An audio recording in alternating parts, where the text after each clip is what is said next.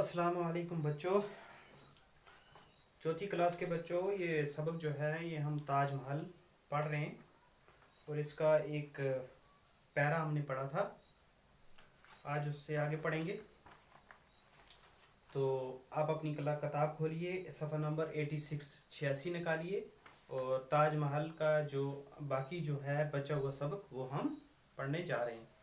शाहजहां को अपनी में आप इसको पढ़ने से पहले आपसे एक बात पूछ लूँ, ये शाहजहां किसका बेटा था?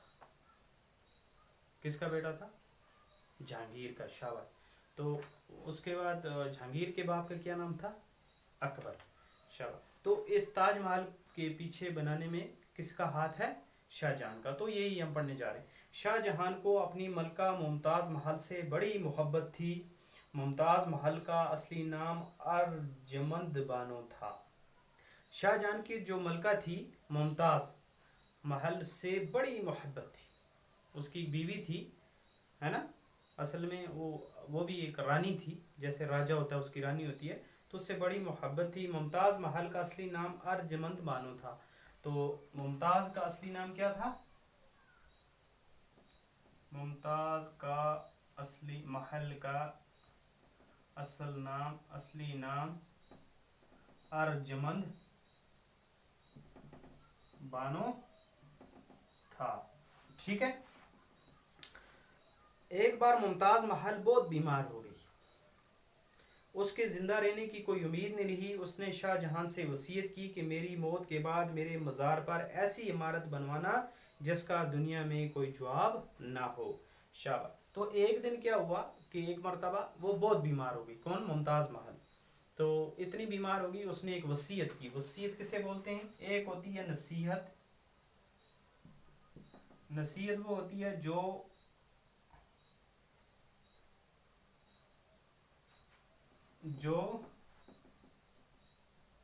जिंदगी में दी जाए। ठीक है। मैं आपको नसीहत करता हूँ कि पढ़ाई करो, ये जिंदगी चल रही है, इसमें आप ये नसीहत आप सुनोगे। एक होती है वसीयत। वसीयत जो होती है वो मरते वक्त जो आदमी किसी को बोल कर जाए, इसको नहीं तोड़ा जाता। नसीहत फिर भी टूट जाती है, कोई मानता है कोई नहीं मानता है, लेकिन वसीयत कभी जो तोड़ेगा वो गुनाह है। क्या है? गुनाह। अगर कोई मरते वक्त ये बोलेगा कि मेरा जनाजा वहाँ पे दफन करना, या वो मेरा जनाजा वो पढ़ाए, तो अगर उसमें जो जिसको बताया गया अगर वो उसमें कोताही करेगा तो उसको गुनाह होगा। तो मुमताज महल बीमार हो गई और उसके जिंदा रहने की कोई उम्मीद नहीं रही। उसने शाहजहां से वसीयत की कि मेरी मौत के बाद मेरा मज़ार किसे बोलते हैं? कब्र। किसको? कब्र को। उसके ऊपर उसकी कब्र के ऊपर उसने कहा ऐसी इमारत बनवाना जिसका दुनिया में कोई जवाब ना हो। मुमताज महल की उसी ख्वाहिश के एहतराम में शाहजहां ने ताजमहल तामीर किया। तो आपको यहाँ तक समझ आ गई। तो अब जब वो मर गई तो उसकी याद में वो बहुत मोहब्बत करता था उससे, और उसकी वसीयत भी थी कि कोई मैं अगर मर जाऊं तो मेरे मज़ार पे ऐसी इमारत बनाना जो बहुत ज़्यादा मशहूर हो जाए और ऐसी किसी ने ना बनाई हो। तो फिर उसी की खुशी ख्वाहिश में उसने क्या बनवाया? ताज महल।